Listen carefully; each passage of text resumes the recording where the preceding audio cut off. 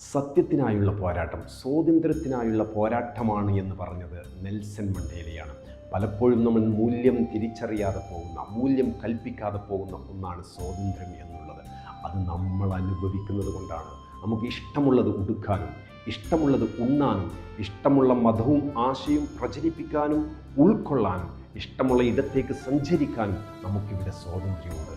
എന്നാൽ ലോകത്തിൻ്റെ വിവിധ ഭാഗങ്ങളിൽ സ്വാതന്ത്ര്യം എന്തെന്ന് കേട്ടുകേൾവി പോലുമില്ലാത്ത, നരകയാതന അനുഭവിക്കുന്ന, ഒരു നേരത്തെ ഭക്ഷണത്തിന് വേണ്ടി യാചിക്കുന്ന വലിയൊരു ജനവിഭാഗമുണ്ട് എന്നുള്ള തിരിച്ചറിവിൽ നിന്ന് നമ്മൾ അനുഭവിക്കുന്ന സ്വാതന്ത്ര്യത്തിൻ്റെ മൂല്യവും വിലയും നമുക്ക് മനസ്സിലാക്കാം.